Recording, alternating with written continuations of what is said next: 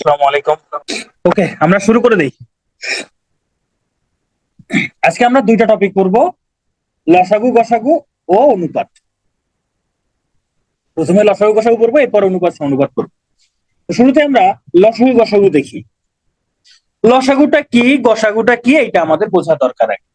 আমরা ছোটবেলায় অঙ্ক করে আসছি, অঙ্কের মধ্যে লঘিষ্ঠ বা গরিষ্ঠ এই ধরনের শব্দ থাকলে মানে বা ক্ষুদ্রতম বৃহত্তম এই ধরনের শব্দ দেখে আমরা লসাগু গসাগু চিহ্নিত করতাম, কিন্তু না, আমরা এইভাবে চিহ্নিত করব না। লসাগুটা কি জিনিস, এটা কি কাজে লাগে, এটা আমরা আগে বোঝার চেষ্টা করব। আমি দুইটা সংখ্যা লিখি, যেমন ধরেন, আচ্ছা, দুইটা সংখ্যা লেখার আগে একটু আগে বলেন যে গুণনীয়কটা কি। গুণনীয়ক কি? গুণনীয়ক কি? যদি বলি 12 এর গুণনীয়ক, 12 এর গুণনীয়ক, 12 এর গুণনীয়ক কি কি? মানে হচ্ছে 12 কে ভাগ যায় কোন কোন সংখ্যা দ্বারা। 12 কে ভাগ যায় 1 দ্বারা, 2 দ্বারা, 3 দ্বারা, 4 দ্বারা, 6 দ্বারা, 12 দ্বারা। তাহলে এগুলো হলো 12 এর গুণনীয়ক। আমি আরেকটা সংখ্যা লিখি 18। 18 এর গুণনীয়ক কত কত? 1, 2, 3, 6, 9, 18। এই যে দুইটা সংখ্যার কি লিখলাম, এগুলো গুণনীয়ক। এই গুণনীয়কের মধ্যে কমন কি কি আছে? সাধারণ গুণনীয়ক কি কি? সাধারণ মানে দুই জায়গাতে আছে, এরকম গুণনীয়ক কি কি আছে? সাধারণ গুণনীয়ক হচ্ছে 1, 2, তারপরে আছে 3, তারপরে আছে 6। এই কয়টাই সাধারণ গুণনীয়ক। এই গুণনীয়ক গুলোর মধ্যে সব থেকে বড় গুণনীয়ক কোনটি? গরিষ্ঠ, মানে সব থেকে বড় গরিষ্ঠ সাধারণ গুণনীয়ক কোনটি? গরিষ্ঠ সাধারণ গুণনীয়ক হবে 6। তাহলে গরিষ্ঠ সাধারণ গুণনীয়ক হইল 6। এটাই হইলো যে গরিষ্ঠর গ, সাধারণের সা, গুণনীয়কের গু, মিলে হয় গসাগু। গসাগু কত? 6। আচ্ছা, গসাগু তাহলে কি আসলে? আমি এমন একটা সংখ্যা বের করব, সব থেকে বড় এমন একটা সংখ্যা, যেই সংখ্যা দ্বারা এই সংখ্যা দুইটাকে ভাগ যায়। সব থেকে বড়, দেখেন গসাগু বের করছি কত? 6 বের করছি। এই 6 দিয়ে 12 কেও ভাগ যায়, 18 কেও ভাগ যায়। 6 দিয়ে 12 কেও ভাগ যায়, 18 কেও ভাগ যায়। তাহলে গসাগু জিনিসটা, যেই গসাগুটা বের হবে এই সংখ্যা দিয়ে এদেরকে ভাগ যেতে হবে, এটাই হলো গসাগু। 9 তো দুই জায়গায় নাই, ফারিয়া তিসা 9 কি 12 জায়গায়? 12 এখানে 9 আছে, দুই, আমি বলছি সাধারণ দুইখানেই থাকতে হবে। এবার আসেন আমি একটু দেখি গুণিতক। গুণিতক কি? গুণিতকটা হইলো, আমি এটাকে বলি নামতা। গুণিতককে বলি নামতা। যেমন যদি বলি 12 এর গুণিতক, যদি বলি 12 এর গুণিতক, তাহলে 12 ঘরের নামতা লিখবেন। 12 কে 12, 12 দুগুণে 24, 3 বারং 36, 4 বারং 48, 5 বারং 60, 6 বারং 72, 6 বারং 72, 7 বারং 84। এইভাবে চলতেই থাকবে। গুণনীয়কের কোনো শেষ নাই। গুণনীয়কের কি নাই? কোনো শেষ নাই, এ চলতেই থাকে, অনেক লেখা যায়, কোটি কোটি লেখা যাবে, হিসাব নাই। সেম ভাবে যদি আমি 18 এর গুণিতক বের করি, তাহলে 18 ঘরের নামতা লিখবো 18, 36, 54, 72, 90, 108। এগুলো হলো 18 এর গুণিতক। এই যে গুণিতক গুলো লিখলাম, এর মধ্যে সব থেকে ছোট গুণিতক কোনটা বলেন তো? দুই জায়গায় আছে, দুই জায়গায় আছে এরকম সব থেকে ছোট গুণিতক কোনটা? লঘিষ্ঠ সাধারণ গুণিতক 36, তাই না? 36। আচ্ছা, তার মানে এই লঘিষ্ঠ ল, সাধারণের সা, গুণিতকের গু মিলে হয় লসাগু কত? 36। তাহলে 12 এবং 18 এর লসাগু হলো 36। এই 12 এবং 18 এর লসাগু হলো 36। একটু যদি খেয়াল করে দেখেন, আমরা 12 এবং 18 এই দুইটা গসাগু বের করছিলাম কত? 6। লসাগু বের করলাম কত? 36। ভালো করে খেয়াল করেন, গসাগু সবসময় সংখ্যাগুলো থেকে ছোট হয়, মানে এই সংখ্যাগুলোকে, এই যে 6 দ্বারা একে ভাগ যায়, 6 দ্বারা 18কে ভাগ যায়, তাহলে এই সংখ্যাকে ভাগ যাবে, 18কে ভাগ যাবে, এমন সংখ্যা নিশ্চয়ই এর থেকে বড় হইতে পারবে না, ছোটই হবে। তার মানে গসাগু যেটা বের হবে এই সংখ্যা দিয়ে ভাগ করব, এই সংখ্যা দিয়ে ভাগ করব কাকে? এই সংখ্যাগুলোকে। কিন্তু লসাগু তার উল্টোটা, এই লসাগুকে ভাগ করব এই 12 এবং 18 দিয়ে। লসাগুকে ভাগ করব মানে 12 দিয়ে লসাগুকে ভাগ করব, 18 দিয়ে লসাগুকে ভাগ করব, এমন সংখ্যা। তাহলে দেখেন লসাগু সবসময় সংখ্যাগুলো থেকে কি হয়, একটু বড় হয়, সমানও হইতে পারে কিন্তু কখনো ছোট হবে না। লসাগু কখনোই সংখ্যাগুলো থেকে ছোট হবে না। গসাগু সবসময় সংখ্যাগুলো থেকে কি হয় না, ছোট হয়, মানে কখনো বড় হবে না। এই দুইটা জিনিস মাথায় থাকলে লসাগু গসাগু খুব ইজি লাগবে। এখন লসাগু গসাগুর অঙ্ক লসাগু গসাগু করতে হয় না এমসিকিউ পরীক্ষায়, অপশন টেস্ট করলেই হয়। তবে কিছু টেকনিক আমাদেরকে জানতে হবে, চলেন আমরা একটা একটা করে দেখি। এই যে গুণফলের ক্ষেত্রে লসাগু ও গসাগু, গুণফলের ক্ষেত্রে লসাগু গসাগু ভালো করে খেয়াল করেন। আমরা একটু আগে 12 18 এর লসাগু বের করছিলাম কত? 6, সরি 36। আর গসাগু কত বের করছিলাম? 6 বের করছিলাম, তাই না? দেখেন 12 এবং 18 গুণ করলে কত হয়? 12 এবং 18 গুণ করলে কত হয় বলেন তো? 12 এবং 18 গুণ করলে 216 হয় কিনা? 216। আবার এই লসাগু আর গসাগু যদি গুণ করে দেই, 36 আর 6 যদি গুণ করে দেই, তবুও 216 হয়, তবুও 216 হয়। তার মানে দুইটা সংখ্যার গুণফল যা হবে ওই সংখ্যা দুইটা লসাগু আর গসাগু গুণ করলে তাই হবে। দুইটা সংখ্যার গুণফল যা হবে ওই দুইটা সংখ্যার লসাগু আর গসাগু গুণ করলে তাই হবে। তাহলে আমরা এখান থেকে একটা সূত্র শিখলাম, দুইটা সংখ্যার গুণফল সমান সংখ্যাদ্বয়ের লসাগু গুণন সংখ্যাদ্বয়ের গসাগু। দুইটা সংখ্যার গুণফল সমান সংখ্যাদ্বয়ের লসাগু সমান সংখ্যাদ্বয়ের কি? গসাগু। এবার দেখেন তো অঙ্ক আপনারা করতে পারেন কিনা। এই যে দুইটা সংখ্যার গুণফল, আচ্ছা দেখেন, তার মানে গুণফল লসাগু গসাগু তিনটার মধ্যে যে কোনো দুইটা দেওয়া থাকলে আমরা একটা বের করতে পারবো। যদি লসাগু আর গসাগু দেওয়া থাকে তাহলে সংখ্যা দুটোর গুণফল বের করতে পারবো। যদি লসাগু দেওয়া থাকে গসাগু বের করতে বলে তখন কি করব? যদি গসাগু বের করতে বলে তাহলে গুণফলকে লসাগু দ্বারা ভাগ করব।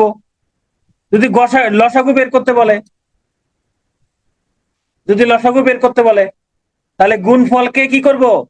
গসাগু দ্বারা ভাগ করব। গুণফলকে তখন গসাগু দ্বারা ভাগ করব, মানে তিনটার মধ্যে যে কোনো দুইটা দেওয়া থাকলে আরেকটা বের করতে পারবো। এখন এই অঙ্কটা এবার আপনারা করেন। দুইটা সংখ্যার গুণফল দেওয়া আছে, গসাগু দেওয়া আছে, লসাগু কত বের করেন। তাহলে আমরা একটু আগে শিখলাম যে লসাগু বের করতে হলে কি করতে হবে? গুণফলকে গসাগু দ্বারা ভাগ করতে হবে। গুণফল কত? 3380। গসাগু কত? 13। এটা ভাগ করেন, 13 দুগুণে 26, তাহলে হচ্ছে 78, 6 13 78, 0 260। আগের কথাগুলো কিছুই নাই, যে এখানে সূত্র লেখা আছে, সূত্র মুখস্থ করবে।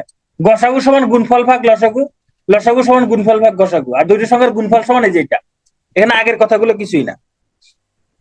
এবার এটা করেন, এবার দুইটা সংখ্যার গুণফল আর লসাগু দেওয়া আছে, গসাগু বের করেন। তাহলে গসাগু কত হবে?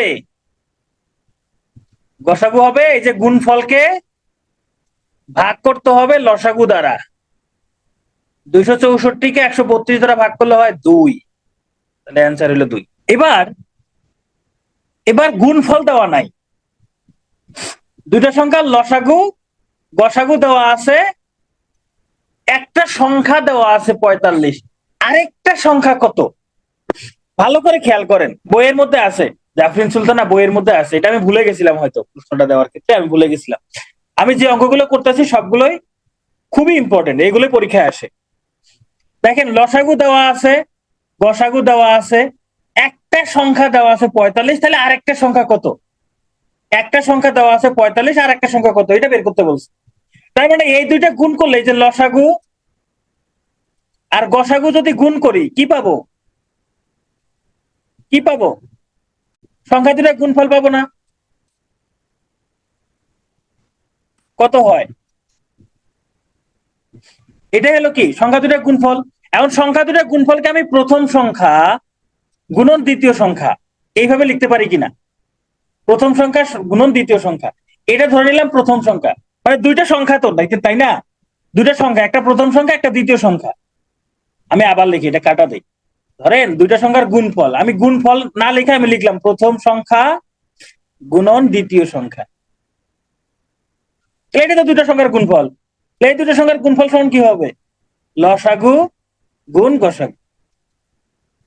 লেখা যায় কিনা? দুইটা সংখ্যার গুণফলের জায়গায় আমি প্রথম সংখ্যা গুণন দ্বিতীয় সংখ্যা লিখলাম। তো এখানকার ধরেন প্রথম সংখ্যাটা বের করতে হবে। যদি প্রথম সংখ্যা বের করতে হয় তাহলে এখানে কি হবে? লসাগু গুণন গসাগু ভাগ এই যে দ্বিতীয় সংখ্যা, এটাই ধরলাম দ্বিতীয় সংখ্যা, এটাই হলো দ্বিতীয় সংখ্যা। এখন মানগুলো বসাই দেন। লসাগু হলো 90, গসাগু হলো 15, দ্বিতীয় সংখ্যা হইলো কত? 45। তাহলে 45 দ্বারা 15কে ভাগ করলে হয় 2, 2 আর 15 গুণ করলে 30। তাহলে আরেকটা সংখ্যা হলো কত? 30। আরেকটা সংখ্যা 30। তাহলে এটা এবার করেন। এই যে লসাগু আর গসাগু দেওয়া আছে, একটা সংখ্যা 60, তাহলে লসাগু এবং গসাগুর গুণফলকে ওই একটা সংখ্যা দ্বারা ভাগ করলে অপর সংখ্যাটা পাওয়া যাবে। লসাগু এবং গসাগুর গুণফলকে ওই একটা সংখ্যা দ্বারা ভাগ করলে অপর সংখ্যাটা পাওয়া যাবে। তাহলে এখানে হবে 3 ত্রিশে 90, 2 ত্রিশে 60, 6 দুগুণে 12, 3 6 18। তাহলে অপর সংখ্যাটি হবে 18। ওকে, তাহলে গুণফল নিয়ে একটা প্রশ্ন একটা প্রশ্ন আসতে পারে, গুণফল রিলেটেড একটা আসতে পারে বিসিএস এ। এর বাহিরে আসবে না, আসলে এই যে আমি যে দুই ধরনের অঙ্ক করাইলাম এগুলো এর বাহিরে নাই। তাহলে এখান থেকে একটা আসলে তো পারবেন, এখান থেকে একটা আসলে আশা করি পারবে। এবার আমরা দেখব অনুপাতের ক্ষেত্রে লসাগু এবং গসাগু। আচ্ছা, আমরা 12 ও 18 এর লসাগু বের করছিলাম তাই না? লসাগু কত হয়? 36। গসাগু কত বের করছিলাম? 6, তাই না? হ্যাঁ, 1 নম্বর পেয়ে গেছেন যদি আসে এখান থেকে। লসাগু 36 বের করছিলাম, গসাগু বের করছিলাম 6। আচ্ছা, এই যে সংখ্যা দুইটা 12 এবং 18, বলেন তো সংখ্যা দুইটার অনুপাত কত? একটু পরে অনুপাত করব। অনুপাত মানে হচ্ছে যে 12 অনুপাত 18। হ্যাঁ, দুইটাকে যদি আমি 6 দ্বারা ভাগ করি তাহলে 2 অনুপাত 3, 2 অনুপাত 3। একটু খেয়াল করে দেখেন, অনুপাতের রাশি দুইটার গুণফল, অনুপাতের যে রাশি দুইটা, এই যে 12 এবং 18, অনুপাত কত? 2 3। এটাকে 6 দ্বারা ভাগ করছি, এটাকেও 6 দ্বারা ভাগ করছি। অনুপাতের রাশি দুটার গুণফলের সাথে গসাগু যদি গুণ করে দেই, দেখেন তো কত হয়? 36 হয় না? লসাগু সমান হয় না? হয় কি না? অনুপাতের রাশি দুইটার সাথে, যে অনুপাত দেওয়া আছে, এই অনুপাতের রাশি দুইটার সাথে গসাগু গুণ করে দিলে লসাগু পাওয়া যায় না? হচ্ছে কিনা? মিলে গেছে কিনা? প্র্যাকটিক্যালি দেখাইলাম যে মিলে গেছে। তাহলে আমরা এখান থেকে একটা সূত্র শিখবো এইরকম, যদি কোনো দুইটি সংখ্যার অনুপাত দেওয়া থাকে আর যদি গসাগু দেওয়া থাকে, লসাগু বের করতে বলে, তাহলে এই সংখ্যাগুলো গুণ করে দিব। তাহলে দুইটা সংখ্যার লসাগু সমান কি হবে? অনুপাতের রাশি দুইটার সাথে গসাগু গুণ করে দিব, অনুপাতের রাশি দ্বয়ের গুণফলের সাথে গসাগু গুণ করে দিব। চলেন অঙ্ক করি, অঙ্ক করলে আরো ক্লিয়ার হয়ে যাবে। এই যে এই ধরনের অঙ্ক, এগুলো কিন্তু পরীক্ষায় আসে, এগুলো বিশেষ পরীক্ষা একবার দুইবার করে আসছে।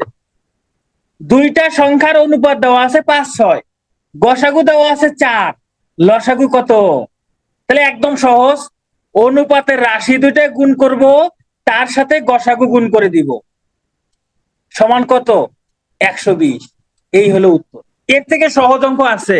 এখন এই অঙ্কগুলো যদি কেউ বলেন আমি পারি না, বুঝি না, তাহলে ভাই আমার কিছু করার নাই, এগুলোই পরীক্ষায় আসবে, এগুলোই পরীক্ষায় আসবে। এটা আপনারা কিভাবে করতেন আমি বলি। লিখতেন সংখ্যা দুটি, লিখতেন এইভাবে, একটা হলো 5x, একটা হলো 6x, এরপর লিখতেন গসাগু এক্স, এরপর লিখতেন লসাগু 30x, গসাগু এক্স এর মান হলো 4, এরপর এখানে মান বসাইছেন 30 গুণন 4 সমান 120। তো এই যে 30 কোত্থেকে আসছে? এই যে 5 এবং 6 এর গুণফল না? আমি কি করছি? সেটাই করছি।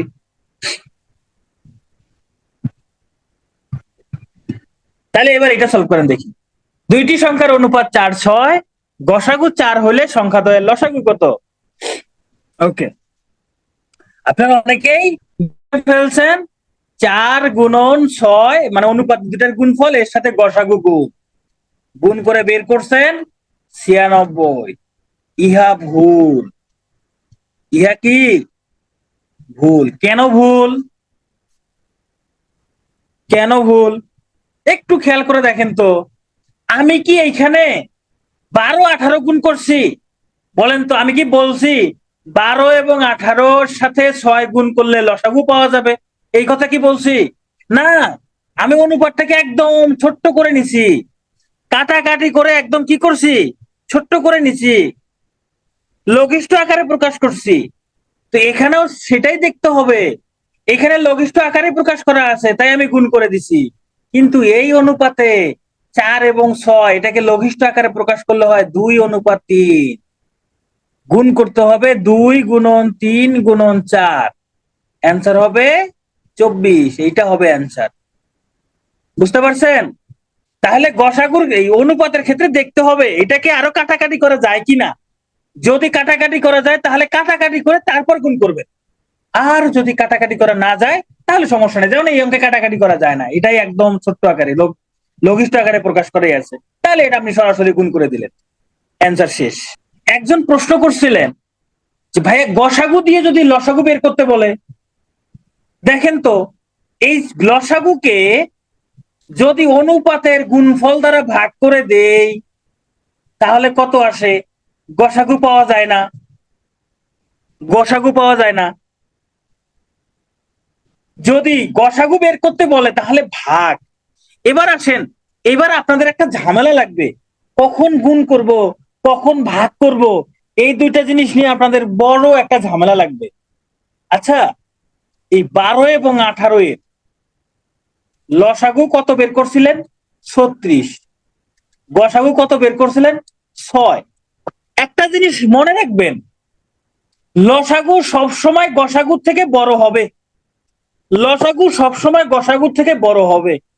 এখন বড় কিছু যদি পেতে চান গুণ করতে হয়, এই যে লসাগু পাচ্ছেন গুণ করবেন। ছোট কোনো কিছু যদি পেতে চান তাহলে ভাগ করতে হয়, মানে কোনো কিছু ছোট করতে চান, ছোট ছোট কিছু পেতে চাচ্ছেন তাহলে ভাগ, গসাগু সবসময় ছোট হয় তাহলে ভাগ করতে হবে। যদি গসাগু বের করতে বলে তাহলে লসাগুকে কি করবেন? অনুপাতের রাশি, অনুপাতের গুণফল দ্বারা ভাগ করবেন, গুণফল দ্বারা ভাগ করবেন। মনে রাখবেন কিভাবে? ভাই গসাগু একটা ছোট্ট জিনিস, তো ছোট্ট জিনিসকে গুণ করলে তো মানে গুণ করলে তো আরো বড় পাওয়া যায়, ছোট্ট জিনিস পেতে হলে ভাগ করতে হয়, এই জন্য ভাগ। ঠিক আছে, আপনার ম্যানুয়ালি ভালো, আপনি ম্যানুয়ালি করেন, কোনো অসুবিধা নাই। ম্যানুয়ালি করলে টাইম লাগবে ভাই, 200 এমসিকিউ দাগাবেন 2 ঘন্টায় 120 মিনিটে। এখন একটা ম্যাথে 2 মিনিট বা 1 মিনিট যদি বেশি দেন তাহলে দিতে পারেন, অসুবিধা নাই। এইবার দেখেন দুইটা সংখ্যার অনুপাত দেওয়া আছে, লসাগু দেওয়া আছে, সংখ্যা দ্বয়ের গসাগু কত। ম্যানুয়ালি করলে ভালো, এটা আমিও জানি, এটা আমিও জানি, আমিও মানি, কিন্তু পরীক্ষার হলে সময় বাঁচাইতে হবে। তাহলে লসাগুকে ভাগ করবেন অনুপাতের রাশিদ্বয়ের গুণফল দ্বারা। কারণ কি বের করবেন? গসাগু বের করবেন। গসাগু বের করতে হলে কি করতে হয়? ভাগ করতে হবে। জাস্ট এইটুকু মনে রাখলেই হবে। 6 হয়ে গেল অ্যান্সার। হ্যাঁ, একই সূত্র থেকে আরেকটা সূত্র পাওয়া যায়, এটাও রাইট। একই সূত্র থেকে আরেকটা পাওয়া যায়। এখন এত সূত্র তো আবার মনে থাকবে না, এত সূত্র তো আবার মনে থাকবে না। তো এই যে গসাগু আর লসাগুর যে কনসেপ্ট আছে, গসাগুর ক্ষেত্রে আচ্ছা গুসাগু হয়ে গেছে, আয় হায় রে, গুসাগু হয়ে গেছে।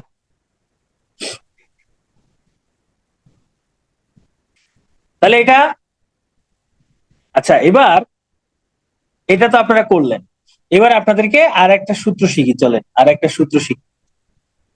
আমরা 12 এবং 18 এর কি বের করছিলাম?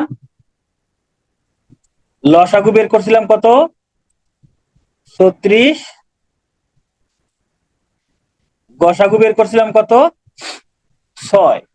আচ্ছা, অনুপাত কত? সংখ্যা দুটার অনুপাত কত? অনুপাত হইল 12:18 সমান 2:3।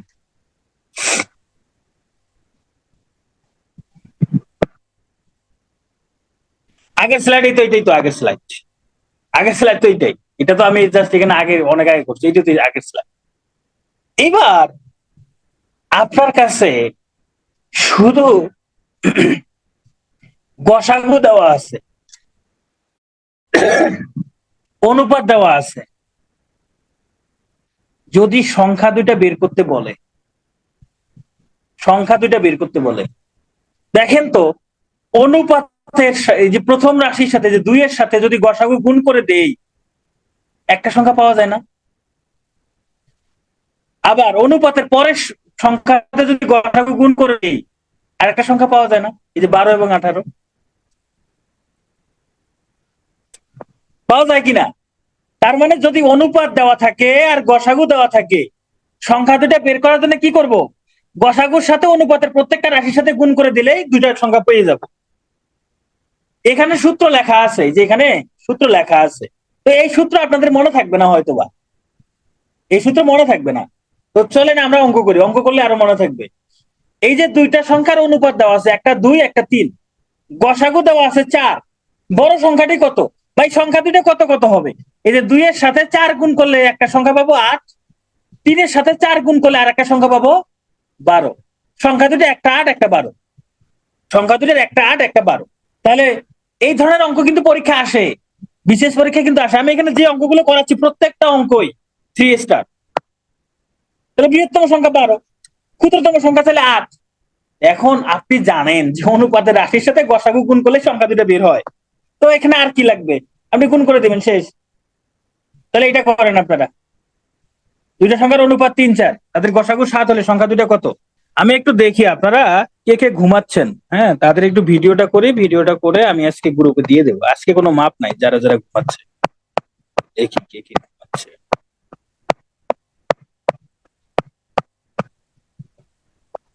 সিয়াম নাক ডাকতেছে, ভাই রে ভাই, এ যে নাক ডাকতেছে।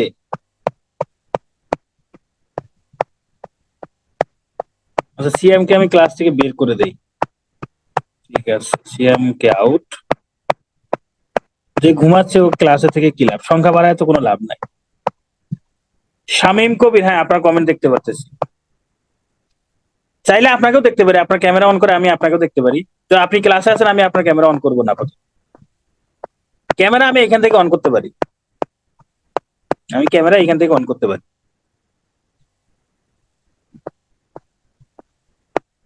না, ছেলেরা তো এটা কমন, খালি গায়ে বসে বসে ক্লাস করে, এটা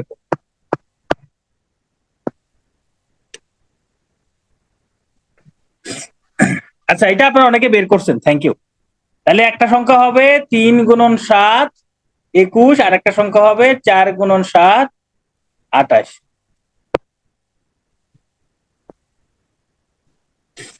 আচ্ছা এইবার আমরা আরেকটা জিনিস শিখি, চলেন। এই যে 12 ও 18, এই দুইটা সংখ্যার লসাগু কত? 36। আচ্ছা সংখ্যা দুটোর অনুপাত কত?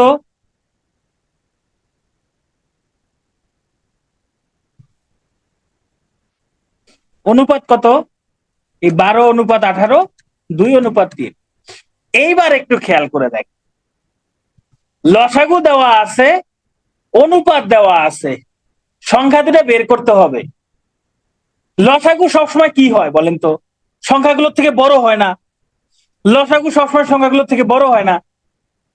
বড় কিছু থেকে ছোট কিছু বের করবো, তাহলে ভাগ করব না। এই দেখেন 36 কে যদি 2 দ্বারা ভাগ করি 18, পরের সংখ্যাটা পাচ্ছি। 36 কে যদি 3 দ্বারা ভাগ করি 12, আগের সংখ্যাটা পাচ্ছি। তাহলে ভাগ করতে হবে, লসাগু থাকলে ভাগ করব। তাহলে এই যে ক্ষুদ্রতম সংখ্যা বের করার সময় লসাগুকে অনুপাতের বড় সংখ্যা দ্বারা ভাগ, বৃহত্তম সংখ্যা। এই সূত্র মনে থাকবে না, সূত্র মনে থাকবে না, এত সূত্র মনে রাখার দরকার নেই। অঙ্ক করেন, দুইটা সংখ্যার অনুপাত দেওয়া আছে 3, 4, লসাগু 180, সংখ্যা দ্বয় কি কি। অনুপাত কিভাবে নির্ণয় করছে অনুপাতের ক্লাসে দেখাবো। তাহলে সংখ্যা দ্বয় একটা হবে 180/3, একটা হবে 60, একটা হবে 180/4, কত হবে 45, একটা 60, একটা 45, একটা সংখ্যা 60 আর একটা সংখ্যা 45। আচ্ছা বলেন তো প্রথম প্রথম সংখ্যা কোনটি? প্রথম সংখ্যা কোনটি বলেন তো দেখি, কি কি বলতে পারেন? প্রথম সংখ্যা কোনটি?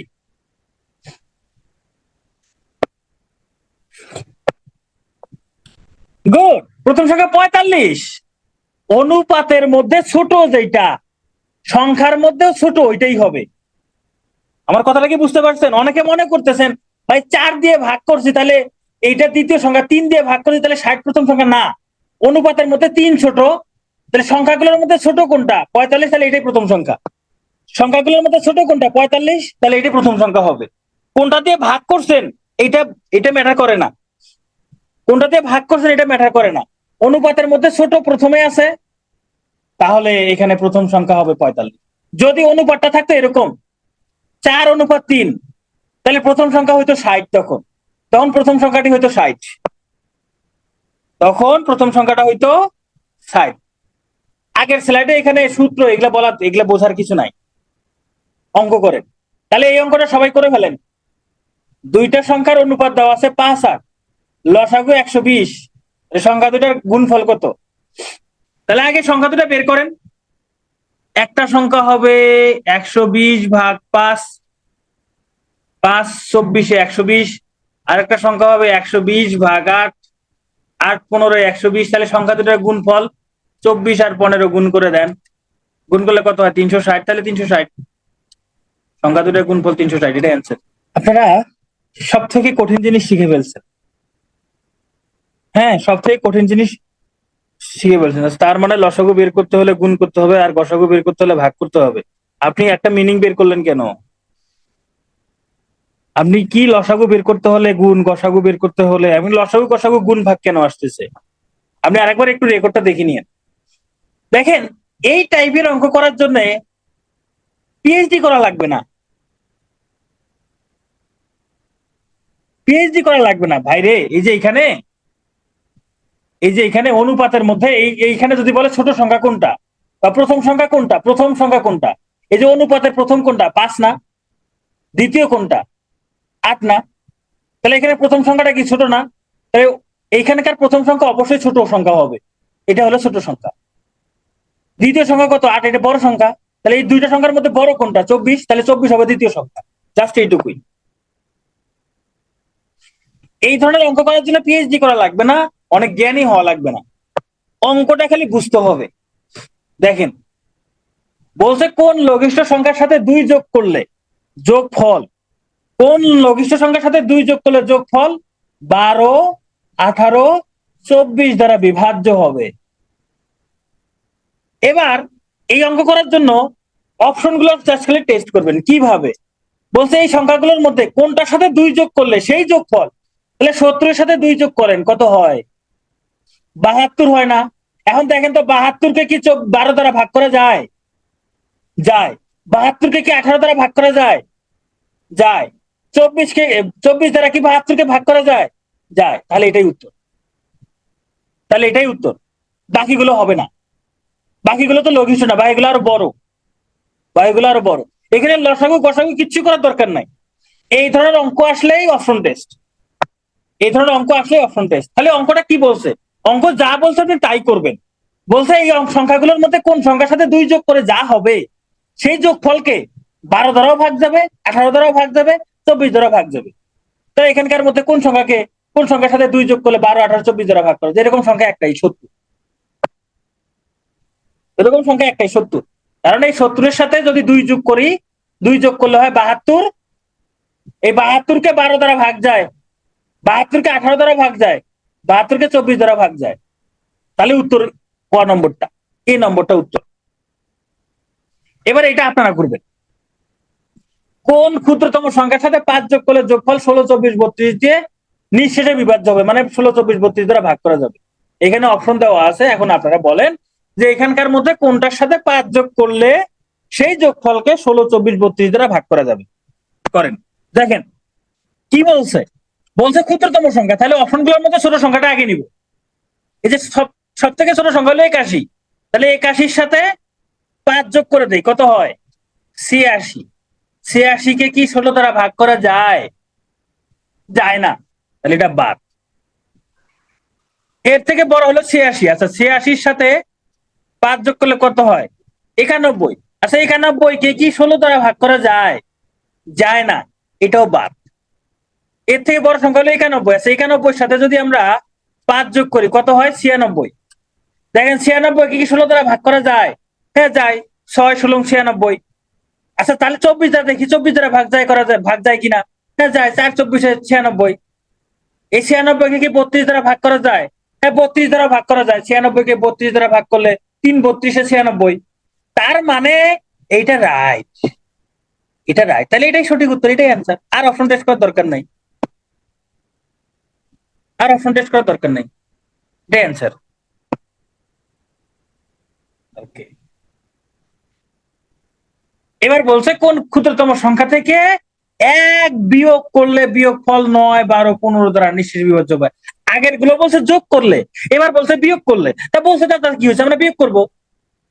এখন আপনারা অপশন টেস্ট করেন দেখি, কোন সংখ্যা হতে 1 বিয়োগ করলে বিয়োগফল 9, 12, 15 দ্বারা নিঃশেষে বিভাজ্য হবে? প্রথমে আছে কত? 121, সব থেকে ছোট 121। আচ্ছা, 121 থেকে 1 বিয়োগ করতে বলছে, তাহলে 1 বিয়োগ করে দিই, কত হয়? 120 হয়। 120-কে কি 9 দ্বারা ভাগ করা যায়? যায় না, যেহেতু 9 দ্বারাই যায় না, তাহলে আর টেস্ট করার দরকার নেই, এটা বাদ। এরপর 181, 181 থেকে যদি আমরা 1 বাদ দেই, 180 হয়। 180-কে 9 দ্বারা ভাগ করা যায়? হ্যাঁ যায়। 12 দ্বারা ভাগ করাও যায়, 15 দ্বারাও ভাগ করা যায়। তাহলে এটাই উত্তর, এটাই উত্তর।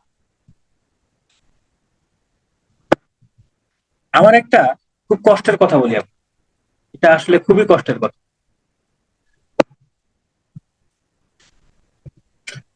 360 না, এখানে ক্ষুদ্রতম বলছে যে, ক্ষুদ্রতম বলছে আপনাকে ছোট সংখ্যা নিবেন। হ্যাঁ 360ও হয়, কিন্তু আপনি ক্ষুদ্রতম সংখ্যা নিবেন যে। 360 তো বড়, 181 থেকে 361টা বড় না, তাহলে আমি কেন বড়টা নিবো? ক্ষুদ্রতম নিচে, তাহলে ছোটটা নিবো আমি। আমি লসাগু গসাগুর অঙ্ক কখনোই এইভাবে করাই না, লসাগু গসাগুর অঙ্ক কখনোই এইভাবে করাই না, এগুলো একদম বেসিকটা বুঝাই দেই। কিন্তু আসলে আপনারা যেহেতু শুধু এমসিকিউ পরীক্ষা দিবেন, আপনাদের অপশন টেস্ট করে যদি অঙ্ক করতে পারেন, তাহলে এটাই আনা। এখন আপনার আমার কষ্টটা কিছুটা লাঘব হবে। আমি আপনাদের ইউটিউবে আমার একটা ভিডিও আছে এই লসাগু গসাগু, হ্যাঁ, একদম বেসিক আলোচনা করা। যদি কেউ মনে করেন যে আমি এই জিনিসগুলোর বেসিক জানতে চাই, এখানে আমি জানি এখানে 200 জনের মধ্যে 120 প্লাস আছে এরকম। এই অঙ্কটা লসাগু হবে না গসাগু হবে সেটা নির্ধারণ করে ক্ষুদ্রতম এই শব্দটা দিয়ে। ক্ষুদ্রতম লেখা আছে, এই জন্য এটা হবে লসাগু, এইরকম সিদ্ধান্ত নেয়। 120-এর উপরে আছে। যারা আমার পুরনো স্টুডেন্ট, তারা হচ্ছে এটা এটা এখন মনে করে না। তারা মনে করে ক্ষুদ্রতম বৃহত্তম এগুলো দিয়ে কখনো এগুলোকে বিশ্বাস করা যাবে না। হ্যাঁ, ফাউন্ডেশন কোর্সে ডিটেলসে পড়াইছিলাম, ওটা ইউটিউবেও আছে, আপনারা এটা দেখে নিতে পারেন। যে এখানে ক্ষুদ্রতম বৃহত্তম থাকলে লসাগু গসাগু, এটা যে একটা ভুল ধারণা ছোটবেলা শিখে আসছি, এটা সম্পূর্ণই ভুল, সম্পূর্ণই ভুল। এখন আমি এখানে ক্ষুদ্রতম বৃহত্তম দিকে নজরই দিব না, অপশন টেস্ট করার ক্ষেত্রে প্রশ্ন পড়লে হয়ে যাচ্ছে। যদি আপনাদের মনে হয় যে আপনারা বেসিকটা জানতে চান, যে ক্ষুদ্রতম দিয়েই সবসময় লসাগু হয় না, সবসময় গসাগু হয় না, তাহলে ভিডিওটা একটু দেখে নিন, তাহলে আমি একটু শান্তি পাবো, আর কষ্টটা একটু কমবে। এখানে বলছে একটা নির্দিষ্ট ভাগশেষ থাকার সাপেক্ষে সংখ্যা নির্ণয়। চলেন আমরা একটু অঙ্ক করি। বলছে কোন ক্ষুদ্রতম সংখ্যাকে 3, 5, 6 দ্বারা ভাগ করলে প্রত্যেকবার এক ভাগশেষ থাকবে। দেখেন অপশনগুলোর মধ্যে সব থেকে কোন ছোট সংখ্যাটা, হ্যাঁ অনেক ম্যাথে ক্ষুদ্রতম বৃহত্তম মূল্য কি থাকে না, তখনই তো বিপদে।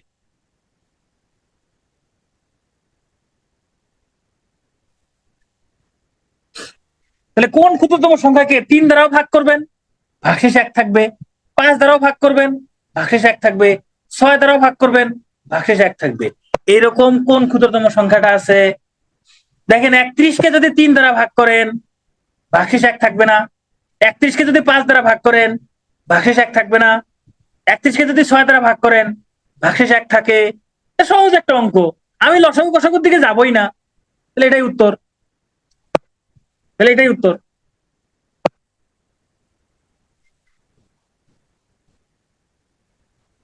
তাহলে এবার এটা করেন, এমন একটি সংখ্যা নির্ণয় করো যাকে 15, 18, 21, 24 দ্বারা ভাগ করলে প্রত্যেক ক্ষেত্রে 2 অবশিষ্ট থাকে।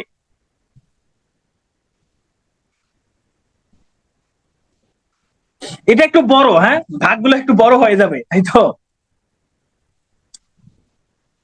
প্রথমেরটা তো হবেই না, প্রথমেরটা তো হবেই না, বাদ। বাকি 3টা, আচ্ছা এটা আপনার পরে পরে করিয়েন, হ্যাঁ এটা এটা আমি হোমওয়ার্ক দিলাম। 1522 বের করে ফেলছেন, বাহ, তাহলে এটা উত্তর। আচ্ছা ঠিক আছে, ওকে।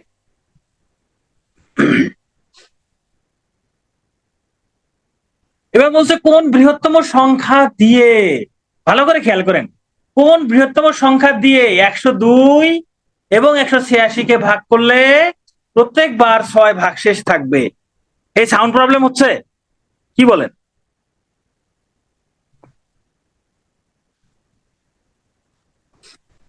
আচ্ছা, আপনার নেটের সমস্যা তাহলে।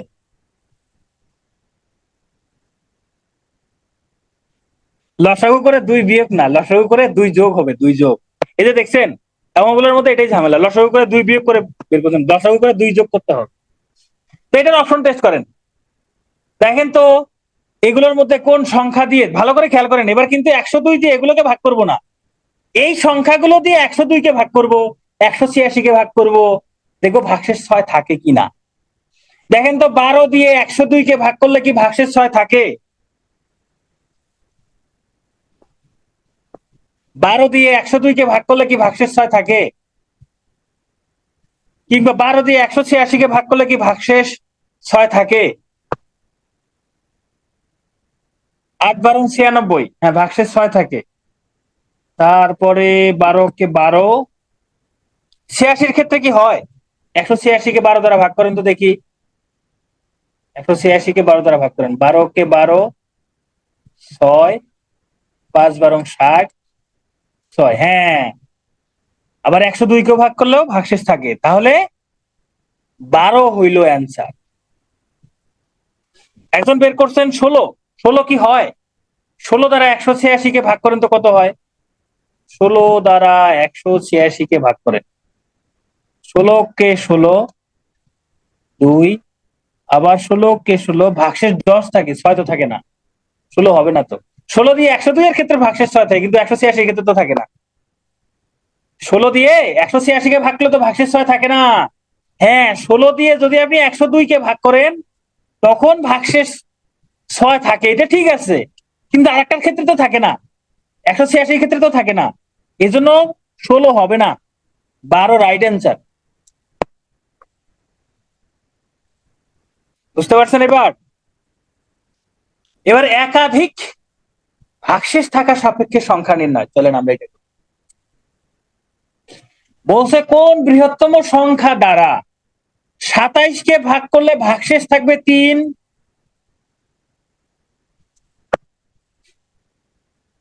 40 কে ভাগ করলে ভাগশেষ থাকবে 4, আরে 12 দ্বারা 102 কে ভাগ করলে এই যে 8 12 96, ভাগশেষ 6 থাকে।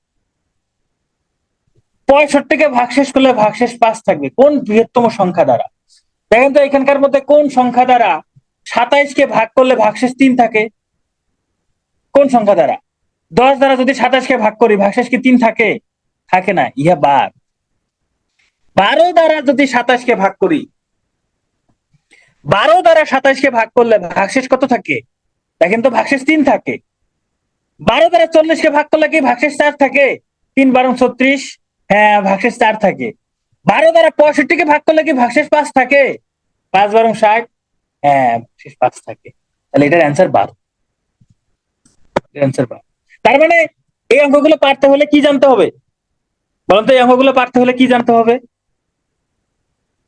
ভাগ করা জানতে হবে। অঙ্কগুলো পারতে হলে ভাগ করা জানতে হবে।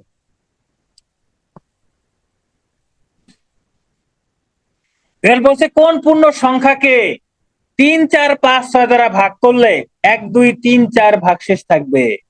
ভালো করে খেয়াল করেন, কোন পূর্ণ সংখ্যাকে 3 দিয়ে ভাগ করলে ভাগশেষ থাকবে 1, 4 দিয়ে ভাগ করলে ভাগশেষ থাকবে 2, 5 দিয়ে ভাগ করলে ভাগশেষ থাকবে 3, 6 দিয়ে ভাগ করলে ভাগশেষ থাকবে 4। এবার কিন্তু এই সংখ্যাগুলো দিয়ে ভাগ করব। দেখেন তো, কোন সংখ্যাকে 3 দ্বারা ভাগ করলে ভাগশেষ 1 থাকে, 4 দ্বারা ভাগ করলে ভাগশেষ 2 থাকে, 5 দ্বারা ভাগ করলে ভাগশেষ 3 থাকে, 6 দ্বারা ভাগ করলে ভাগশেষ 4 থাকে। 3 দ্বারা 48কে ভাগ করলে কোনো ভাগশেষই থাকবে না, এটা বাদ। 3 দ্বারা 54কে ভাগ করলে কোনো ভাগশেষই থাকবে না, এটাও বাদ। 3 দ্বারা 60কে ভাগ করলে কোনো ভাগশেষই থাকবে না, এটাও বাদ।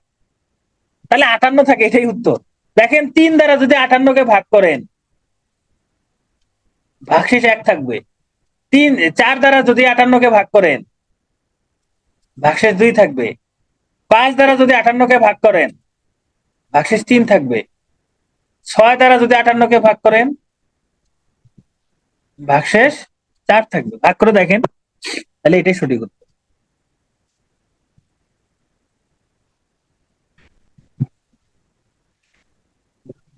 যেমন এখানে আপনি লসাগু করবেন না গসাগু করবেন, কেমন করে বুঝবেন?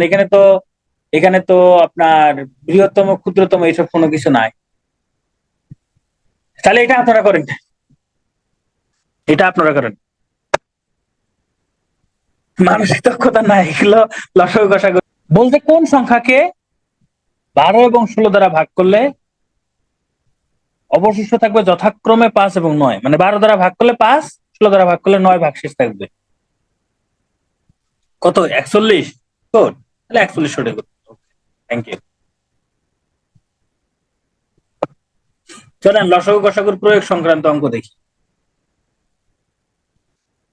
একদল গরু প্রতিবার সমান সংখ্যায় ভাগ হয়ে 3 পথে গমন করে, 7 ঘাটে পানি পান করে, 9টি বৃক্ষের নিচে ঘুমায়, 12 জন গোয়ালা সমান সংখ্যক গরুর দুধ দোয়ায়। তাহলে গরুর সংখ্যা কত? এটা 43 BCS আসছে। এখন এই অঙ্কটা দেখে যারা তম ক্ষুদ্রতম দিয়ে চিন্তা করে লসাগু গসাগু করেন, এখন বলেন এইটা কি হবে? এটা কি হবে, লসাগু নাকি গসাগু? প্রশ্নটা বোঝার চেষ্টা করেন। বলছে একদল গরু প্রতিবার সমান সংখ্যায় ভাগ হয়ে 3 পথে গমন করে। তার মানে আপনার কাছে যে সংখ্যক গরু আছে 3 পথে যেহেতু সমান সংখ্যা গমন করে, মানে 3 দ্বারা ভাগ করা যাবে। আপনার গরুর সংখ্যাকে 3 দ্বারা ভাগ করা যাবে। 7 ঘাটে পানি পান করে, তার মানে আপনার কাছে যে গরুগুলো আছে সেই গরুর সংখ্যাকে 7 দ্বারা ভাগ করা যাবে। 9টি বৃক্ষের নিচে ঘুমায়, তার মানে 9 দ্বারা ভাগ করা যাবে। 12 জন গোয়ালা দুধ দোয়ায়, তার মানে 12 দ্বারা ভাগ করা যাবে। তার মানে গরুর সংখ্যা এমনও হবে যাহাকে 3 দ্বারা ভাগ করা যাবে, 7 দ্বারা ভাগ করা যাবে, 9 দ্বারা ভাগ করা যাবে, 12 দ্বারা ভাগ করা যাবে। ভাগ করলে কোনো ভাগশেষ থাকবে না। হ্যাঁ, লসাগু করতে হবে, অপশন টেস্ট করেও করতে পারেন। এই সংখ্যাগুলোর মধ্যে যে কোনো একটা সংখ্যা আছে যাকে 3 7 9 12 দ্বারা ভাগ করা যায়, সেটা কোনটা? 252। একমাত্র 252 সংখ্যাটাকে 3 দ্বারাও ভাগ করা যায়, 7 দ্বারাও ভাগ করা যায়, 9 দ্বারাও ভাগ করা যায়, 12 দ্বারাও ভাগ করা যায়। তাহলে এটা হলো সঠিক উত্তর। তাহলে এটা একটা লসাগু গসাগুর প্রশ্ন, কিন্তু এমন ভাবে দিছে বোঝাই যায় না এটা লসাগু নাকি গসাগু।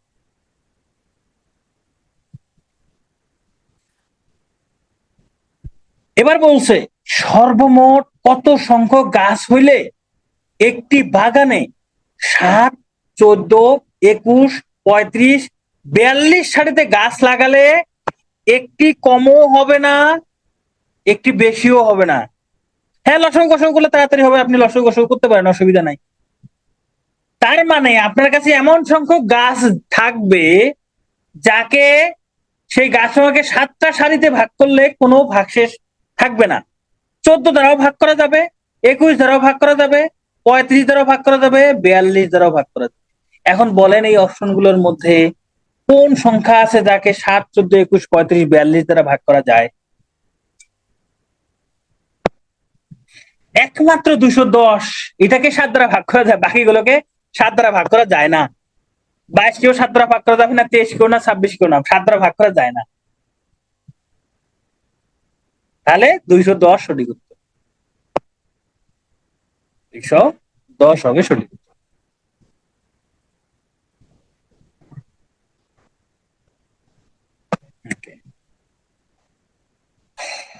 জাতীয় অঙ্ক, এই অঙ্ক দেখলেই সবাই জানে এটা লসাগু হবে, তাই না? ক্লাস 5-এ এই অঙ্ক আপনারা কত করছেন, তাই না? এর অ্যান্সার কি হবে বলেন? 18 নাকি 14? এটা এটা হচ্ছে এটা হচ্ছে সেকেন্ডে, খেয়াল করেন, এটা সেকেন্ডে, এটা হচ্ছে মিনিটে।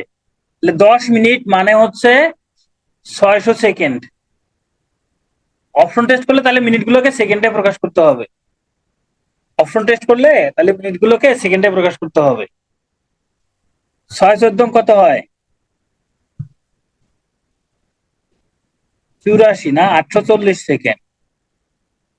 6 18 1080 সেকেন্ড, এটা কিছু একটা হবে। দেখেন এখানে 840 কে একমাত্র 3, 5, 7, 8, 10 দ্বারা ভাগ করা যায়। 3, 5, 7, 8, 10 দ্বারা ভাগ করা যায়। তাহলে এটা হবে উত্তর 14 মিনিট। অথবা একটা কাজ করতে পারেন, এটা এই 3, 5, 7, 8, 10-এর লসাগু করেন, আপনারা জানেন এটা লসাগুই হবে, এটা লসাগু করে দেন। লসাগু করলে কত হয়? এখানে 5 দ্বারা যায়, এখানে 3, 5, 7, আচ্ছা এটা হবে 1, এটা হবে 2, এবার গুণ করে দেন। 7 2 14, 3 5 15, 14 আর 15 গুণ করলে কত হয়? 5 2 10, 3 5 7 8 10,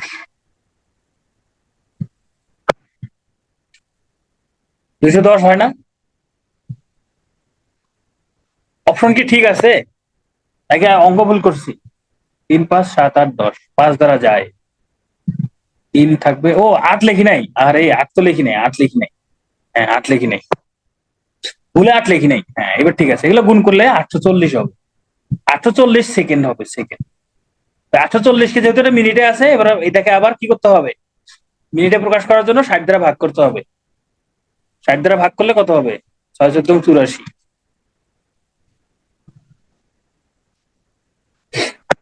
ওকে। সর্বোচ্চ কতজন বালককে 125টা কমলা লেবু, 145টা কলা সমানভাবে ভাগ করে দেওয়া যাবে? তার মানে বালক সংখ্যা এমন হবে, এই যে কতজন বালককে 125টা কমলা লেবু ভাগ করে দিতে পারবেন, তাহলে এমন সংখ্যা হবে, বালকের সংখ্যা এমনও হবে যেই সংখ্যাটার 125কে ভাগ করা যাবে, 145কেও ভাগ করা যাবে। দেখেন তো এখানে 125 এবং 145কে ভাগ করা যায় এরকম সংখ্যা কোনটা? 10 তো হবেই না, 15 হবে না, তাই না? 5 হবে, যে 5 দ্বারা 125কেও ভাগ করা যায়, 145কেও ভাগ করা যায়, তাই 5 জনকে দেওয়া যাবে। 5 জন বালকের মধ্যে 125টা কমলা লেবু, 145টা কলা সমানভাবে ভাগ করে দেওয়া যাবে। তো আমরা অনুপাত সমানুপাত করব। ঠিক আছে, আমরা তাহলে এবার, আচ্ছা আমাকে টেলিগ্রামে ইনবক্স করিয়ে, আমরা অনুপাত সমানুপাত শুরু করি।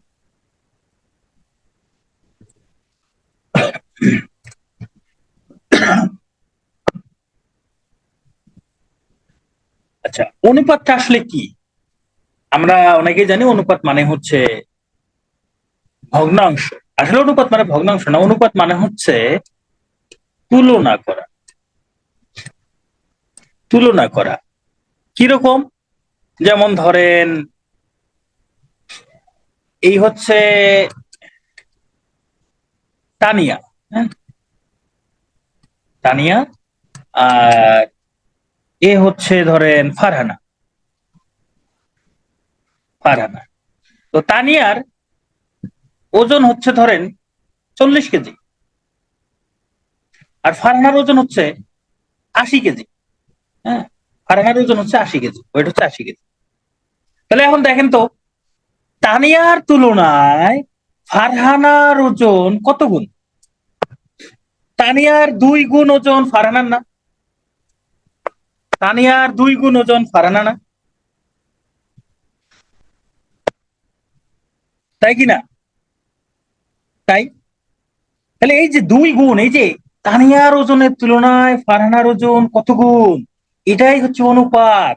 এটাই যে অনুপাতে প্রকাশ করে এইভাবে 40:80, কাটাকাটি করলে 1:2 হয়।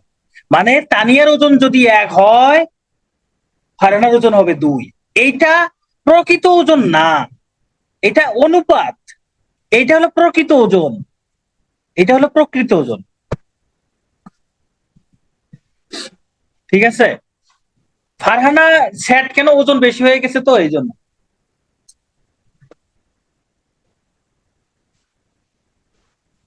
আচ্ছা, ফারহানা মাথায় চুল দেয়নি না, আহ এই জন্য তো স্যাড হয়ে গেছে। তাহলে অনুপাত মানে হচ্ছে তুলনা করা। এখন ধরেন আমি বললাম যে তানিয়ার ধরেন টাকা আছে 5,000, আর ফারহানার ধরেন ফারহানার কাছে ধরেন বই আছে, হ্যাঁ, এটা টাকা, টাকা, এটা হবে টাকা। টাকা, তানিয়ার কাছে টাকা আছে 5,000, হ্যাঁ, আর ফারহানার ফারহানার কি আছে? ধরেন ফারহানার কাছে কলম আছে, কলম আছে 500টি। তাহলে এই 5,000 টাকা আর 500টি কলম, এদের মধ্যে কি তুলনা করা সম্ভব? এদের মধ্যে কি তুলনা করা সম্ভব? সম্ভব না। এই জন্য অনুপাত এক জাতীয় রাশির হয়। কেজির সাথে কেজির, টাকার সাথে টাকার হবে, এই যে সংখ্যার সাথে সংখ্যার হবে, এই যে কলমের সাথে কলমের। অনুপাত এক জাতীয় রাশির হয়। হ্যাঁ, সমজাতীয় হতে হবে। তো চলেন আমরা অনুপাত তো শিখে ফেললাম, এবার সমানুপাত শিখি। সমানুপাত শিখি, যেমন ধরেন এই 2:3 আর 4:6, দুইটাই কিন্তু সমান। দুইটাই কি সমান? এই দুইটা সমান অনুপাতকে সমান চিহ্ন দিয়ে লেখা হয়। দেখেন 2:3 আর 4:6, দুইটাই কিন্তু সমান। এটা 2:3 মানে 2/3, অনুপাতকে ভগ্নাংশ আকারেও লেখা যায়। 4:6 মানে 4/6, এটা কাটাকাটি করলে দেখেন 2/3 হয়। মানে এটার মানও 2/3, এটার মানও 2/3, এই জন্য এই দুটা কি সমান। এইবার একটু খেয়াল করে দেখেন, দুইটা অনুপাত যখন সমান হচ্ছে, মাঝখানে রাশি দুইটার গুণফল কত? 3 এবং 4 গুণ করলে কত হয়? 12 হয় না?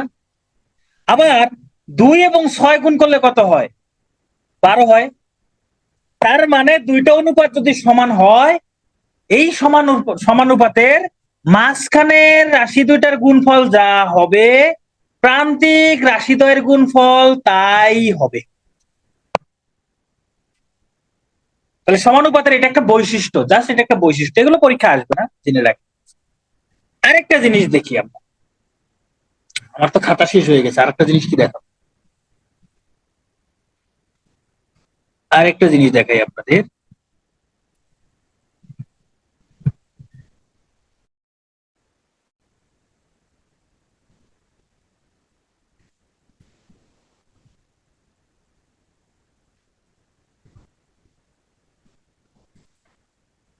ধরেন আমি একটা অনুপাত লিখলাম যে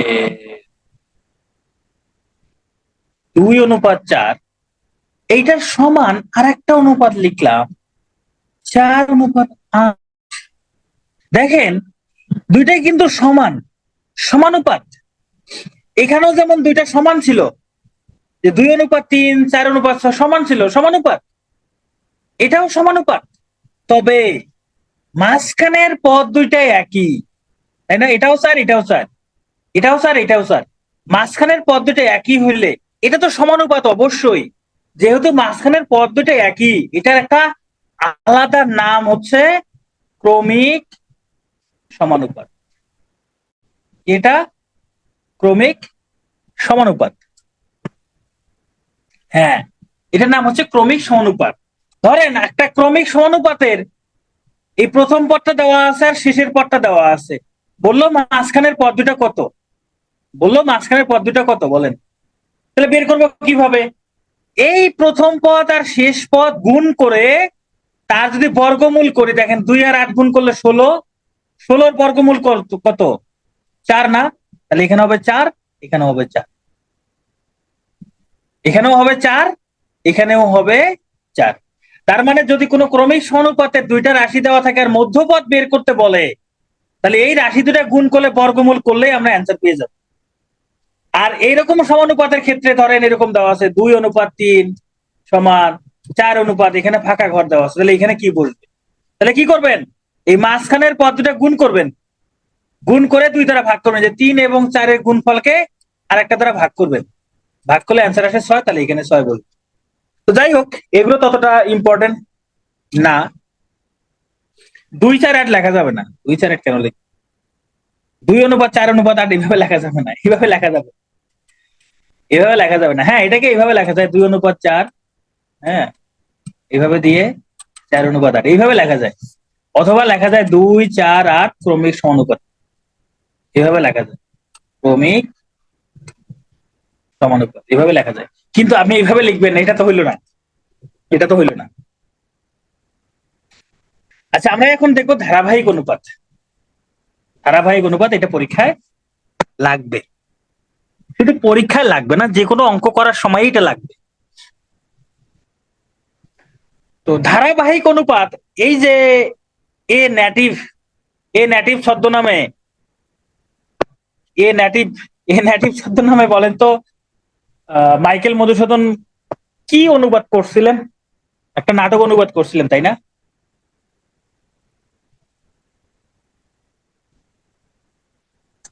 নীল দর্পণ, হ্যাঁ, নীল দর্পণ। নীল দর্পণের রাইটার কে? নীল দর্পণের রাইটার কে? দীনবন্ধু মিত্র, রাইট। নীল দর্পণটা হচ্ছে বাংলাদেশের নাটক, তাই না? বাংলায় মুদ্রিত হয়েছে, বাংলায় ছাপানো হয়েছে, সবকিছু বাংলায় হয়েছে, এটা বাংলাদেশের নাটক। তাহলে দীনবন্ধু মিত্রের, দীনবন্ধু মিত্রের ছদ্মনাম কি?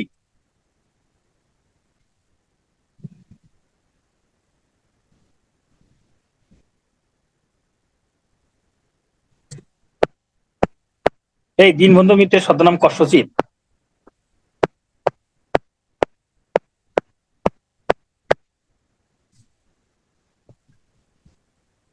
কষ্টজিৎ উপযুক্ত ভাইপোষ্য, কষ্ট, গন্ধর্ব নারায়ণ। কষ্টজিৎ উপযুক্ত ভাইপোষ্য তো ইয়ার ঈশ্বরচন্দ্র বিদ্যাসাগরের না? আচ্ছা, যাই হোক, আমরা বাংলা পড়ি না, থাক, আমরা বাংলা পড়ি না। গন্ধর্ব নারায়ণ, হ্যাঁ। তার আরো কয়েকটা নাটক আছে না, ওই যে নবীন তপস্বিনী, কমলে কামিনী, এই ধরনের কিছু নাটক আছে। আচ্ছা দেখেন, এই যে দুইটা অনুপাত, 3:5, 5:7, দুইটা অনুপাত 3:5, 5:7, এই দুটো অনুপাতকে আমি একসঙ্গে লিখতে পারি এইভাবে, কারণ এটা শেষ পদ আর এটার প্রথম পদ দুইটাই সেম। এটার শেষ পদ, এটার প্রথম পদ দুইটাই সেম, তাহলে আমি এটাকে একসঙ্গে এইভাবে লিখতে পারি 3:5:7, এইভাবে লেখা যায়। তাহলে এই যে দুইটা অনুপাতকে একটা অনুপাতে প্রকাশ করে দিলাম, এটাই হলো 3:5:7। এই বাংলা আমি পড়াইতে পারি নাকি? বাংলা পড়াইতে পারি। ববির কি বারবার সাউন্ড প্রবলেম হয়?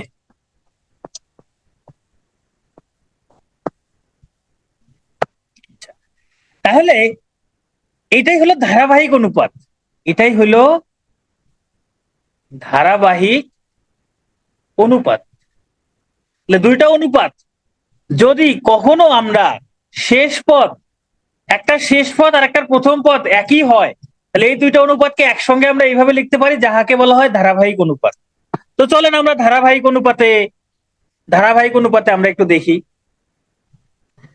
যেমন এখানে বলছে ক খ গ এক জাতীয় রাশি, ওকে। এখন বলছে ক এবং খ এর অনুপাত 3-4, খ এবং গ এর অনুপাত 6-7। তাহলে ক খ গ এর অনুপাত কত, মানে ধারাবাহিক অনুপাতে প্রকাশ করতে বলছে। তাহলে এখানে আছে ক অনুপাত খ 3:4, আর একটা আছে খ অনুপাত গ 6:7। এইখানে তো শেষ পদ আর প্রথম পদ সমান নেই, এখানেও খ আছে এখানেও খ আছে, তাহলে খ এর মান দুটা সমান হইতে হবে। এখানে তো সমান নাই, যেহেতু সমান নাই তাহলে সমান করে নিতে হবে। কিভাবে করব? এইখানকার 6 দ্বারা এইটাকে গুণ করব, দুইটাকেই। অনুপাতের উভয় রাশিকে একই সংখ্যা দ্বারা গুণ ভাগ করলে মানের কোনো পরিবর্তন হয় না। 6 দ্বারা যদি দুইটাকেই গুণ করি তাহলে এখানে হবে 18:24, তাই না?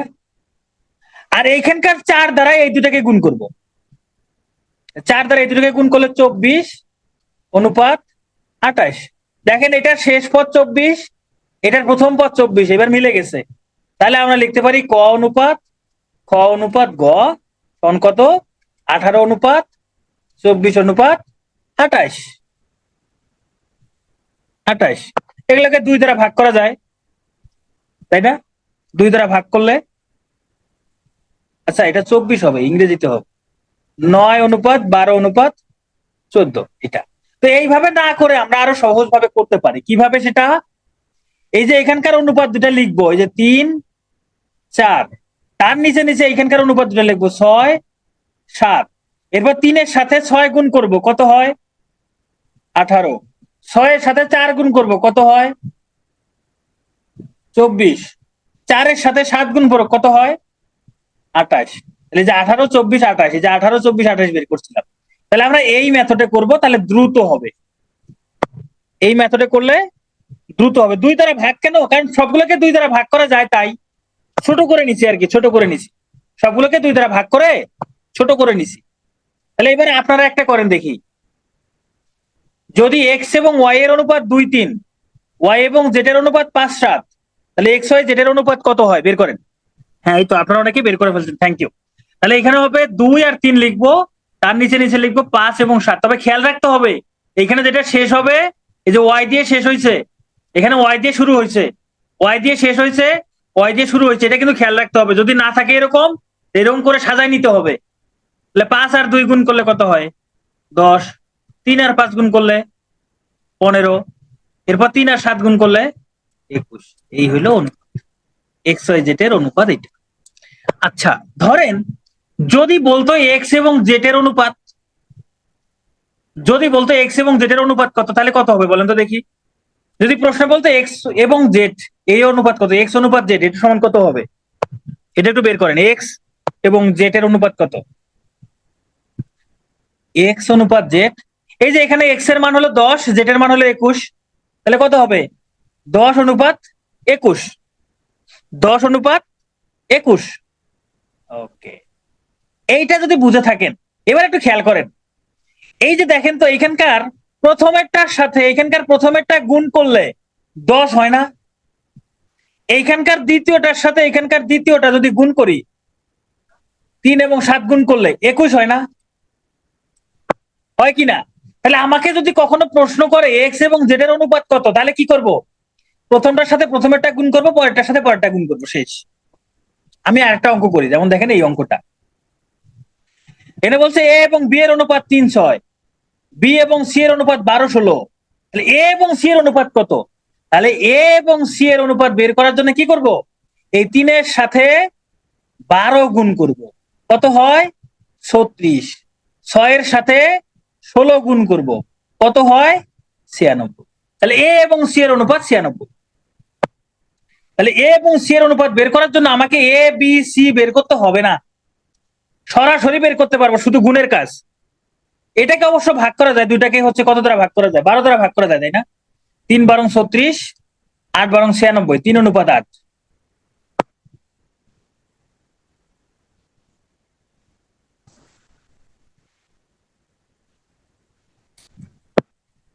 তবে খেয়াল রাখতে হবে প্রথমটা যা দিয়ে শেষ হবে পরেরটা তাই দিয়ে শুরু হইতে হবে।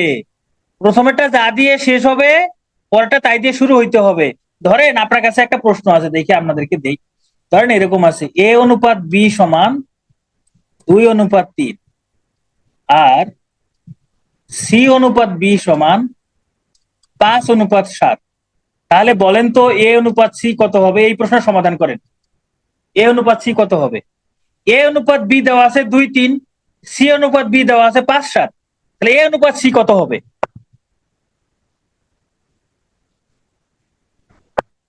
কত হবে বলেন? দেখেন এইখানে বি দিয়ে শেষ হয়েছে, এখানে কিন্তু বি দিয়ে শুরু হয় নাই। তাহলে এটা বি দিয়ে শুরু করতে হবে। তাহলে এটাকে লিখবেন B/C। তাহলে বি আগে লিখছেন, সি পরে লিখছেন, তাহলে এখানে লিখবেন 7:5। সাদা লিখতে হবে। তাহলে এখানে বি দিয়ে শেষ হয়েছে, বি দিয়ে শুরু হইতে হবে। এইবার গুণ করেন, এখানকার প্রথমটার সাথে প্রথমেরটা গুণ করেন। 2 আর 7 গুণ করলে কত হয়? 14। 3 আর 5 গুণ করলে কত হয়? 15। তাহলে A/C হবে 14:15। এবার তাহলে এটা আপনারা করেন। এ এবং বি এর অনুপাত দেওয়া আছে 2:3, বি এবং সি এর অনুপাত দেওয়া আছে 4:5। তাহলে সি এবং এ এর অনুপাত কত? 15:8। 15:8। আচ্ছা, এইখানকার 2 আর এইখানকার দেখেন, এখানে বি দ্বারা শুরু হয়েছে, শেষ হয়েছে, এখানে বি দ্বারা শুরু হয়েছে। তাহলে 2 আর 4 গুণ করলে কত হবে? 8। 3 এবং 5 গুণ করলে কত হবে? 15। 8:15। এটা কিন্তু A/C এর মান, এটা কিন্তু A/C। প্রশ্ন বলছে C/A।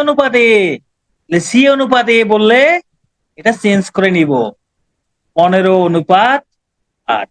তাহলে অ্যান্সার হবে এইটা, অ্যান্সার হবে 15:8।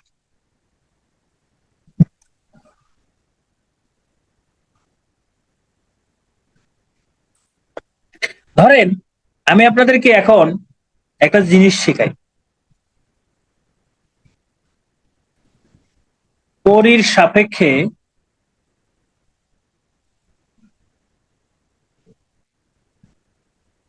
হিরো আলমের মান, হিরো আলমের, আর একটা হচ্ছে হিরো আলমের সাপেক্ষে পরীর মান।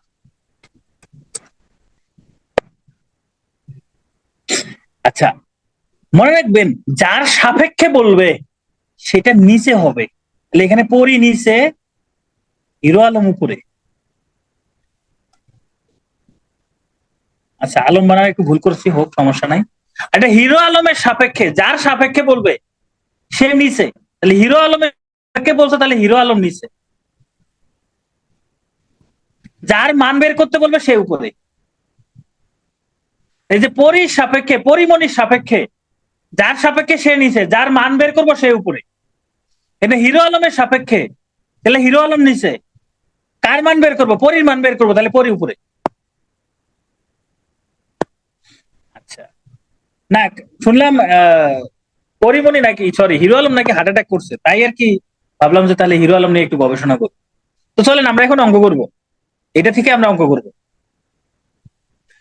অনুপাত থেকে পৃথক পৃথক পরিমাণ নির্ণয়। অনুপাত থেকে পৃথক পৃথক পরিমাণ নির্ণয়, ব্যাপারটা কিরকম? যেমন দেখেন, বলছে 55 লিটার দ্রবণে পানি এবং সিরাপের অনুপাত 5:6। দ্রবণে কত লিটার সিরাপ আছে? কিসের মান বের করব বলেন? কিসের মান বের করব? সিরাপের মান বের করব, তাই না? তাহলে সিরাপ হবে উপরে, সিরাপ হবে উপরে, যার মান বের করবো সে উপরে। এবার কার সাপেক্ষে বের করব? দেখেন কার দেওয়া, এটা কি সিরাপের নাকি পানির নাকি মোট? এটা কি সিরাপ, পানি নাকি মোট?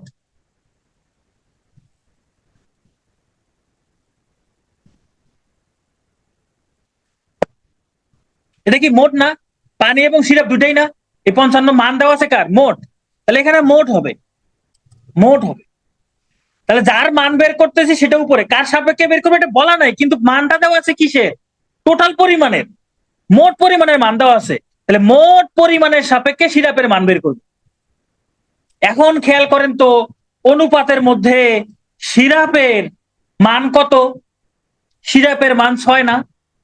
তাহলে সিরাপ উপরে, 6 উপরে হবে। এখন অনুপাতের মোট কত? এই অনুপাতের রাশি দুটার যোগফল কত? 11 না? তাহলে 11 নিচে। এই যে মোটের সাপেক্ষে সিরাপের পরিমাণ বের করতেছি, তাহলে এই যে অনুপাতের মধ্যে 11 নিচে, সিরাপ উপরে, এর সাথে এখানে যে পরিমাণটা দেওয়া থাকবে সেটা গুণ করে দিবেন। পরিমাণটা যেটা দেওয়া আছে এটা গুণ করে দেন, এই যে 55 গুণ করে দেন। তাহলে 11 দ্বারা 55 কে ভাগ করলে হবে 5, 5 6 30। 11 দ্বারা 55 কে ভাগ করলে 5, 5 6 30, এটা হলো অ্যান্সার। তাহলে সিরাপ আছে 30 লিটার। সিরাপ আছে কত লিটার? 30 লিটার। তাহলে আপনারা একটা করেন দেখি, এইবার এটা করেন দেখি পারেন কিনা। একটা দ্রবণে পানি এবং সিরাপের অনুপাত, একটা দ্রবণে পানি এবং সিরাপের অনুপাত দেওয়া আছে। পানির পরিমাণ দেওয়া আছে 25 লিটার, সিরাপের পরিমাণ কত? এই নিয়মে যে আরেকটা দিচ্ছি তো, এটা করেন। কার মান বের করব? সিরাপের মান বের করব। সিরাপ কার সাপেক্ষে? দেখেন তো এখানে লিটারে কার মান দেওয়া আছে? পানির মান দেওয়া আছে না? পানির পরিমাণের সাপেক্ষে বের করব। তাহলে পানির সাপেক্ষে পানি হবে নিচে, পানি হবে কোথায়? নিচে। এই যে মানটা দেওয়া আছে পানির, তাহলে পানির পরিমাণের সাপেক্ষেই সিরাপের পরিমাণ বের করব। এই জন্য পানির পরিমাণের সাপেক্ষে তাহলে পানি নিচে, সিরাপের মান বের করব, সিরাপ উপরে। তাহলে সিরাপ কত আছে অনুপাতের মধ্যে? সিরাপ 6, পানি কত অনুপাতের মধ্যে? 5। তাহলে এখানে পানির পরিমাণটা কত দেওয়া আছে? 25 লিটার। দেখুন 25, তাহলে 5 দ্বারা 25 কে ভাগ করলে হবে 5, 5 6 30 লিটার। 30 লিটার।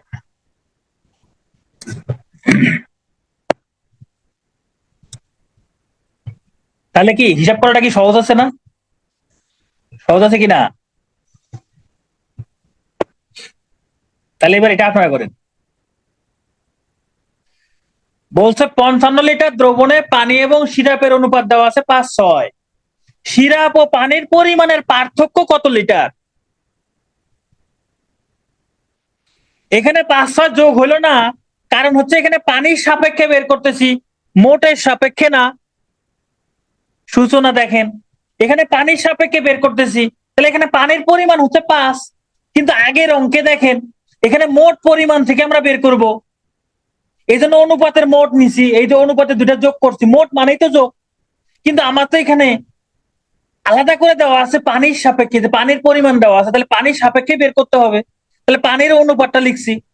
যেমন এই অঙ্কে, এই অঙ্কটা দেখেন, এখানে পার্থক্য বের করব। কি বের করব? পার্থক্য বের করব। কার সাপেক্ষে? কার সাপেক্ষে? এই যে মোট পরিমাণের সাপেক্ষে 55 লিটার দেওয়া আছে পানি এবং সিরাপের মোট পরিমাণ, তাহলে মোট পরিমাণের সাপেক্ষে, মোট পরিমাণ। এখন বলেন তো এই যে অনুপাতের পার্থক্য কত? এই যে পার্থক্য 1 না, তাহলে উপরে 1। মোট পরিমাণ, এই যে মোট পরিমাণ, এই যে অনুপাতের দুটার যোগফল কত? 11, তাহলে 11 নিচে, এর সাথে এখানে যে লিটারটা দেওয়া আছে সেটা গুণ করে দেয়। 11 দ্বারা 55 কে ভাগ করলে হবে 5, 5 হচ্ছে 5 লিটার। তাহলে সিরাপ এবং পানির পার্থক্য কত লিটার? 5 লিটার। ভাই এগুলো কি পরীক্ষা আসবে? না, এগুলো পরীক্ষা আসবে না। পরীক্ষা যেগুলো আসবে সেগুলো আমরা এখন করব। এইবার দেখেন এই অঙ্কটা, একটি দ্রবণে পানি এবং সিরাপের অনুপাত 5:7। এবার বলছে সিরাপ এবং পানির পার্থক্য 20 লিটার। তাহলে সিরাপের পরিমাণ কত? তাহলে সিরাপের পরিমাণ কত? তাহলে কিসের পরিমাণ বের করতে বলছে? সিরাপ, সিরাপের পরিমাণ বের করতে বলছে। কার সাপেক্ষে? কার সাপেক্ষে? এই যে এখানে পরিমাণটা দেওয়া আছে কিসের? সিরাপ এবং পানির পরিমাণের পার্থক্যের সাপেক্ষে। তাহলে পার্থক্য কার সাপেক্ষে? পার্থক্যের সাপেক্ষে। এখন দেখেন তো অনুপাতের মধ্যে সিরাপের মান কত আছে? সিরাপের মান 7 না? এই যে সিরাপ পরে আছে, সিরাপের মান 7, তাহলে 7। এখন পার্থক্য কত দেখেন তো, নিচে তো পার্থক্য, এই যে এখানে পরিমাণটা দেওয়া আছে 20 লিটার, যে পরিমাণটা এটা সিরাপ এবং পানির পরিমাণের পার্থক্য। তাহলে আমার পার্থক্যের সাপেক্ষেই তো সিরাপের মান বের করতে হবে। এখন অনুপাতের মধ্যে পার্থক্য কত? 5 এবং 7-এর পার্থক্য কত? 2। তাহলে নিচে হবে 2। নিচে হবে কত? 2। তাহলে এর সাথে গুণ করে দিবেন এই যে পরিমাণটা 20 লিটার, দিলেই আপনি সিরাপের পরিমাণটা পেয়ে যাবেন। 2 দ্বারা 20 কে ভাগ করলে হবে 10, 7 আর 10 গুণ করলে হবে 70। এত লিটার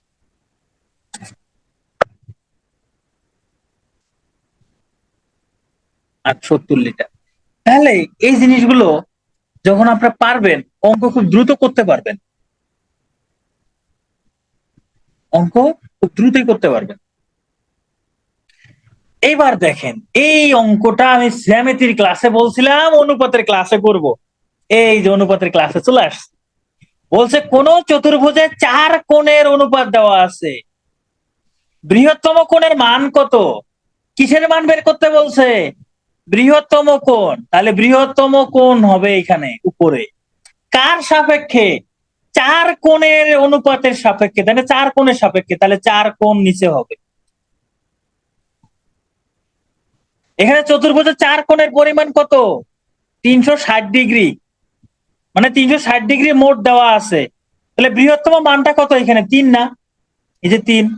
4 কোণ কত? এই যে 4 কোণ, এখানে অনুপাতের 4টার যোগফল কত? অনুপাত 4টার যোগফল কত বলেন? 1 আর 2 3, 3 আর 2 5, 5 3 8। আর চতুর্ভুজের 4 কোণের যোগফল হলো 360। তাহলে 360 গুণ করে দেন।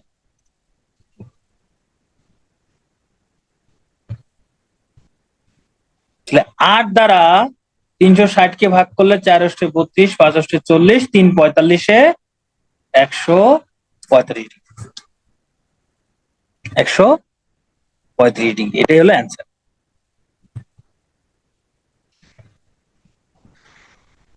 এবার দেখেন এখানে একটা ঝামেলা আছে। বলছে 261টি আম 3 ভাইয়ের মধ্যে এই যে এত অনুপাতে ভাগ করে দিলে প্রথম ভাই কতটি আম পাবে? তাহলে এখানে হবে প্রথম ভাই। কার সাপেক্ষে বের করবে? 261টা কি মোট আম না? মোটের সাপেক্ষে বের করবে। এইবার ঝামেলা আছে। ঝামেলাটা কি?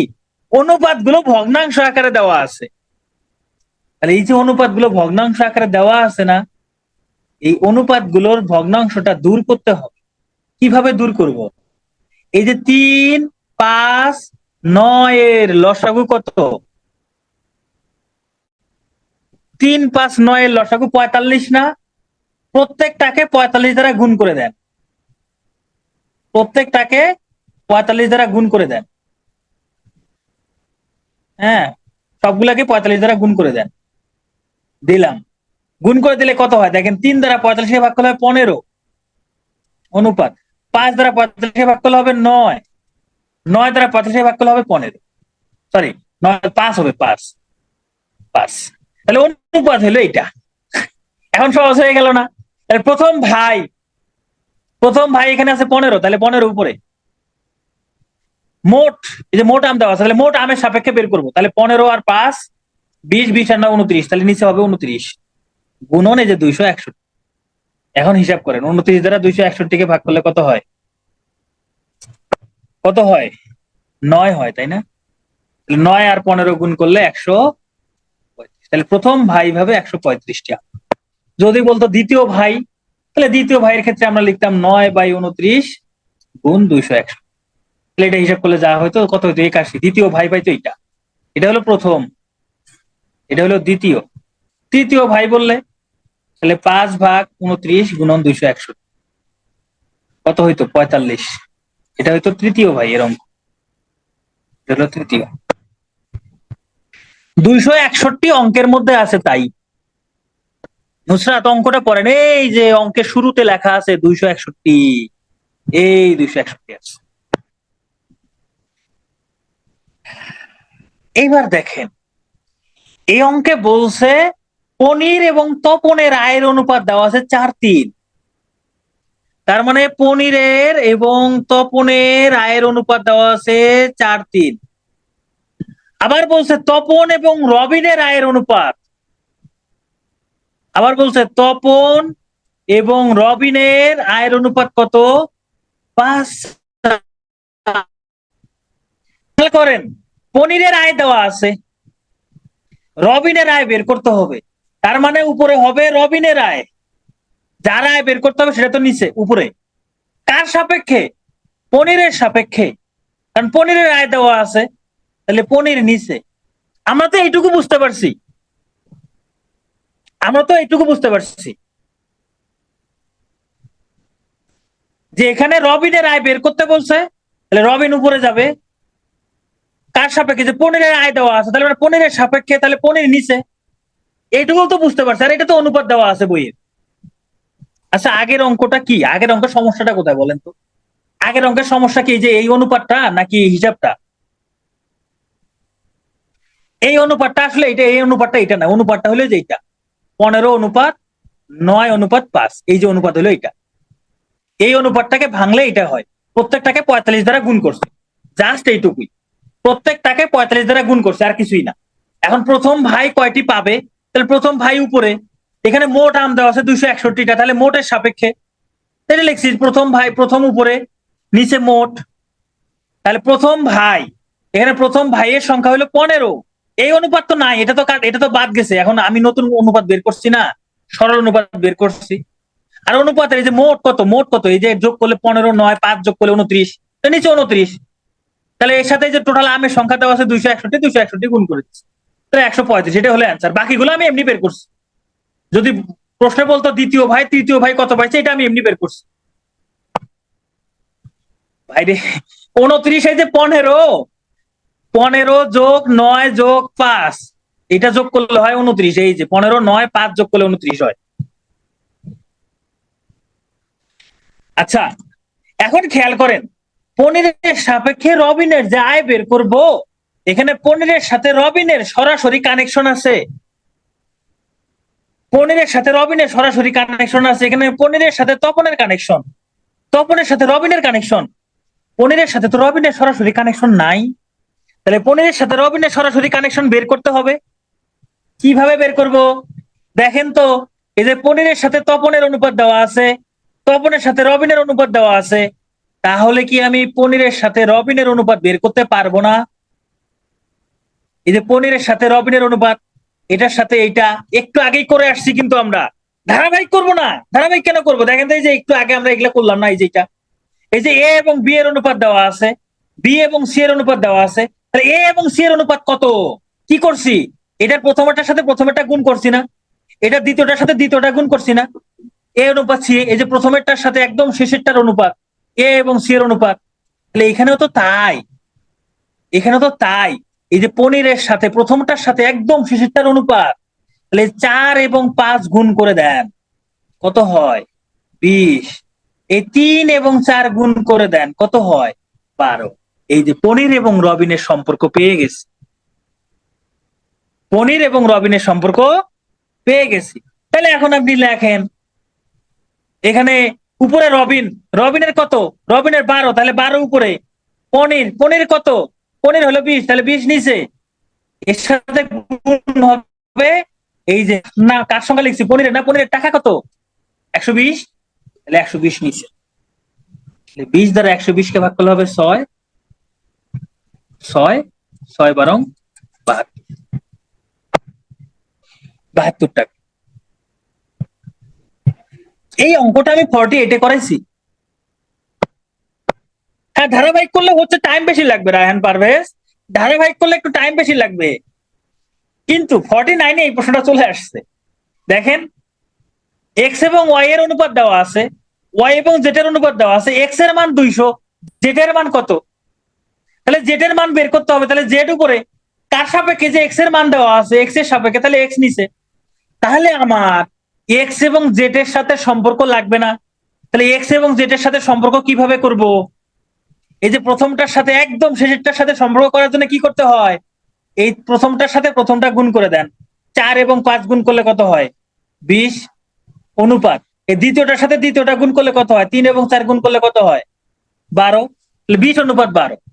তাহলে এখানে জেড উপরে, মানে উপরে 12, এক্স নিচে, এক্স কত? এই যে 20, তাহলে 20 নিচে, গুণ এই যে এক্স এর মান, এক্স এর মান কত? 200। 20 দ্বারা 200 ভাগ করলে হবে 10, 10 আর 12 গুণ করলে 120, এটা 48 আসছে, এটা 48 বিসিএস আসছে। এখন ধারাবাহিক অনুপাতে করেও করতে পারেন, ওটাতে টাইম বেশি লাগবে ভাই। এত সহজ জিনিস 4 আর 5 গুণ করলে 20, 3 আর 4 গুণ করলে 12, এত সহজ জিনিস রেখে আপনি ধারাবাহিক অনুপাতে যাবেন কেন? ওকে, আমাদের সর্বশেষ টাইপ মিশ্রণ অনুপাত, এটা করেই আমরা বিদায় নিব, এটা করেই শেষ। হ্যাঁ, ছোট করে যাবে ছোট। এখন ভাই এটা ছোট করা কি দরকার? ছোট করে তো আবার ঘুরে হিসাব করবেনি, ছোট করা কি দরকার আছে? ছোট করেন, করলে অযথা আপনার পরীক্ষা হলে টাইম নষ্ট হবে।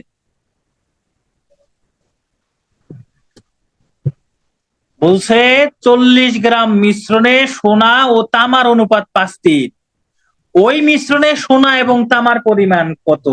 দেখেন তো সোনার পরিমাণ কত হবে, কত হবে, কত হবে বলেন তো? উপরে এখানে সোনার অংশ কত? 5, তাহলে 5 উপরে, এখানে মোট দেওয়া আছে 40 গ্রাম, তাহলে অনুপাত দুটার যোগফল কত? 8 না? এর সাথে গুণ করে দেন 40, কত হবে? 25 গ্রাম, তাই না? তাহলে তামা কত? তামা বিয়োগ করলেই হয়ে যায়, এই 40 থেকে 25 বাদ দিলেই হয়ে যায় 15 গ্রাম। এটা তো পারি, কারণ এগুলো আমরা করে আসছি, এটা সহজ আছে, এটা আমরা পারি। আচ্ছা, এবার দেখেন মিশ্রণে সোনা এবং তামার অনুপাত দেওয়া আছে 7:3, তামার পরিমাণ 15 গ্রাম হলে সোনার পরিমাণ কত বলে? তামার পরিমাণ 15 গ্রাম, তাহলে সোনার পরিমাণ কত? তাহলে আমাকে কি বের করতে হবে? সোনার পরিমাণ বের করতে হবে কার সাপেক্ষে? তামার পরিমাণের সাপেক্ষে। তাহলে নিচে তামা, তাহলে এখানে সোনার অংশ কত? 7, তামার অংশ কত? 3, এর সাথে গুণ করে দেব তামার পরিমাণটা 15। 3 দ্বারা 15-কে ভাগ করলে কত হয়? 5, 5 7 35। এই অঙ্কগুলো আমরা একটু আগে করছি না? মজার ব্যাপার হচ্ছে অঙ্ক কয়টা? এই একটা অঙ্ক, এই একটা অঙ্ক, দুইটা অঙ্ক করলাম না? দুইটা অঙ্ক একসঙ্গে যুক্ত করে একটা অঙ্ক করছে। হ্যাঁ হ্যাঁ, থ্যাংক ইউ চলে আসছে, কেন সর্বনাশ। এই থ্যাংক ইউ না, দাঁড়ান, আমার স্লাইড কই গেল? আচ্ছা, আমরা এই শেষ টাইপটা আগামী ক্লাসে শুরুতে করব, হ্যাঁ? শেষ টাইপটা আগামী ক্লাসে শুরুতে করব, আগামী ক্লাসের শুরুতে করব, শুরুতে করব। Thank you.